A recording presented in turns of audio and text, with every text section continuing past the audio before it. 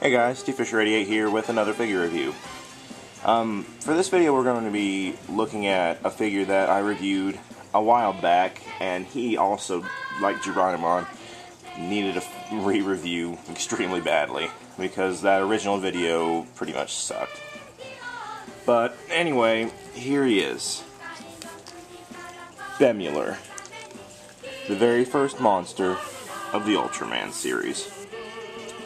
This figure was released in 2007, part of the Ultra Monster series. And yeah, so anyway, let's look at the tag really quick. It's just your basic Ultra Monster tag, nothing special. Picture of the suit there, there's the name in Japanese.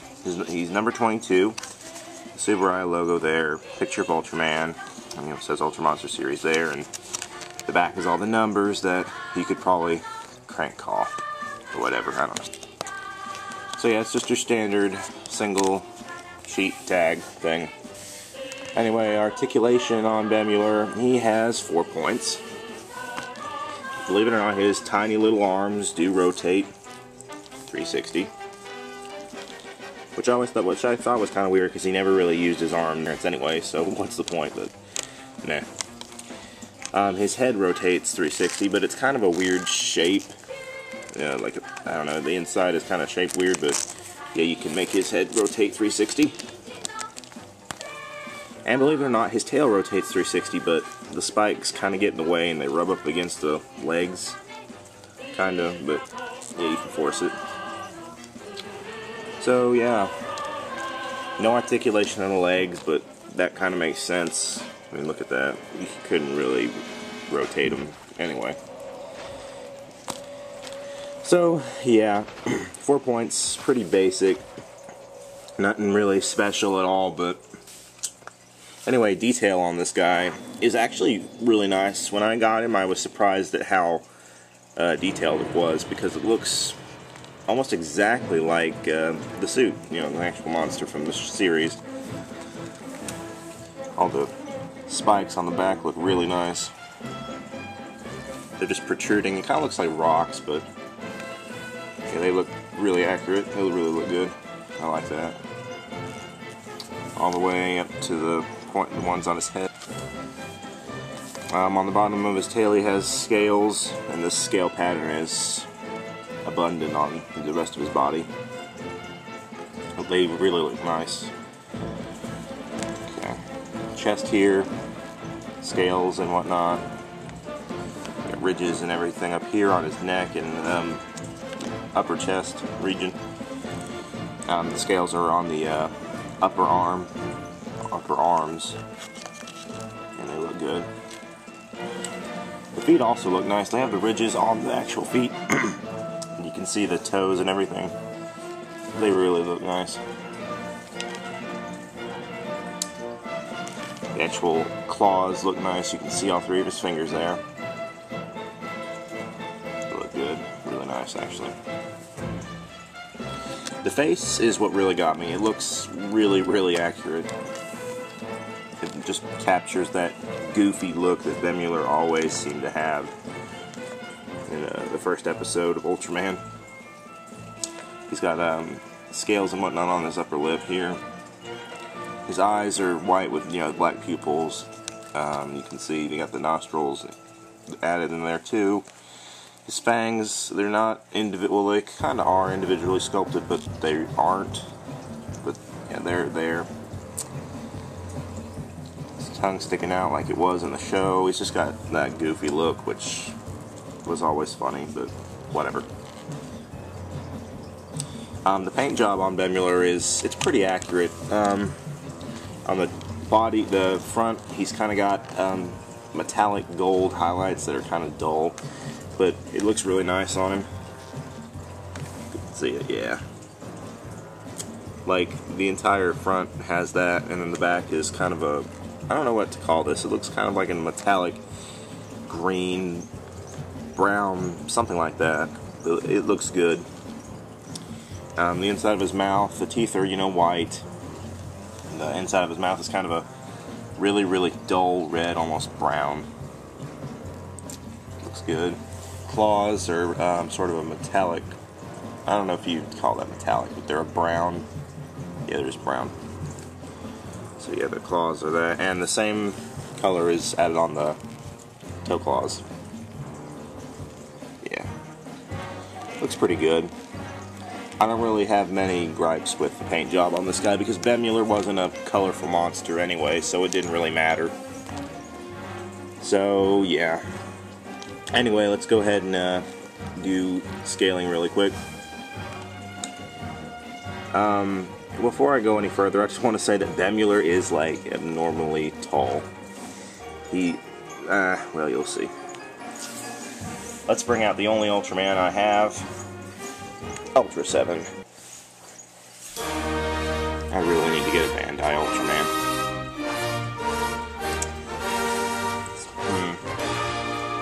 I've kind of... I don't know. I never figured out if this was accurate or not. Because it kind of looks accurate. Then again, I think that they were the same size. But I don't know. This looks good. Yeah, I think Bemular was 50 meters, and Ultraman, Ultra 7 was I think about 40 meters, a little bit taller than that. So this actually does look pretty nice. I can't complain about that. That looks good. Yeah, no complaints with Ultra 7 here. And just to show you how tall this guy is, he's in the 6-inch line. But I think he's about 7 inches tall, I'm not sure, but he does scale up pretty nicely with the Bandai Creation Godzilla 1968 in terms of height. Now in terms of size, Godzilla's a little too big, but whatever. Yeah, it looks okay. Godzilla is taller, technically. Well, if Bemular didn't have the horns on top of his head, Godzilla would be taller. But because of Bemular's horns or spikes or whatever on top of his head, he's technically taller. But, this looks pretty good. You could probably do this. This looks good. Yeah. Yeah, there's really no complaints here. So, yeah. Anyway, this is actually a repaint figure. This was, the newest release of the figure. This was 2007. I think it was 1994. Yeah, this mold is from 1994. So I think that this is the third release of the figure. I don't remember. I'm pretty sure it was the third, but yeah, this is a repaint. And it's more accurate than all the other releases. And that's why I really like it. Alright, now for Bemular's history. He originally appeared in the very first episode of the original Ultraman in 1966, in which he was being patrolled or pursued by Ultraman, and he was in this sort of blue orb. Ultraman was in a red orb, and Ultraman was chasing him throughout space to defeat him. Well, Bemular decided to take a pit stop here on Earth, in which he crashed into Hayato, from the Science Patrol's ship, and killed him. Bemular then hid in a lake, and after, Ultraman sacrificed himself to bring Hayato to life, they combined, made Ultraman, blah blah blah. Yeah, so the Science Patrol then tries to combat Bemular with a bunch of weapons and submarines and whatnot, missiles, all that. Well, none of that works. Finally, Bemular decides to come out of the lake, which is right after he has a submarine in his mouth, which contains Hayato. When Bemular reaches land, he drops the submarine, which knocks Hayato unconscious or something like that. Then Hayato, wakes up and becomes Ultraman, in which their battle then begins. And it was kind of a lengthy battle. It was longer than a lot of the later battles, especially the one with Pestar, but we're not going to go there. Yeah, Ultraman, ends up jumping on Bemular's back, picking him up and throwing him, all that good stuff. And then his final move is he picks Bemular up and lifts him over his head and throws him back into the lake. And then Bemular sinks down into the lake, but then rises back up in the blue orb form, in which Ultraman then uses his Specium Ray and completely destroys it. And that was the end of Bemular for many, many years. To be exact, 43 years. After those 43 years, he made an appearance in Mega Monster Battle Ultra Galaxy Legends, the movie. I could never get that full title right.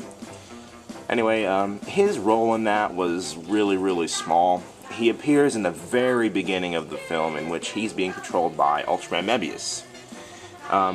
These two then end up landing on, it was either a sort of a comet, a meteor, or a planet. I'm not sure which exactly, but Bemular then, they begin to fight, and Bemular uses one of his abilities, which we'll get to abilities in a second. I forgot, but whatever.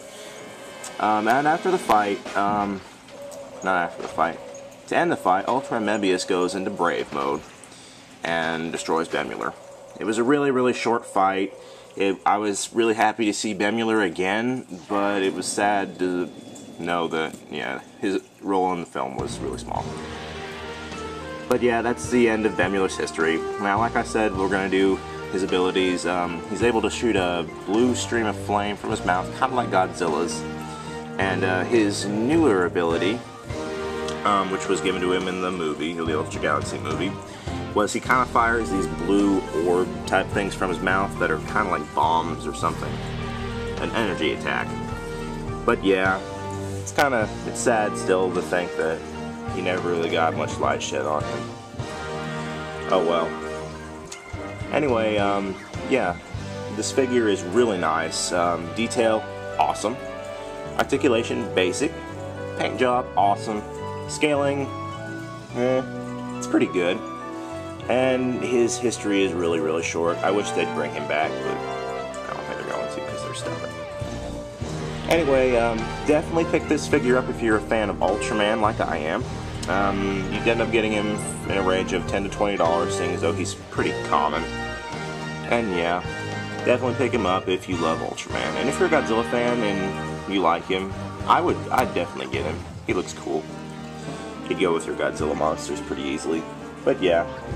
Anyway guys, I hope you enjoyed this re-review, and until next time, I'll see you.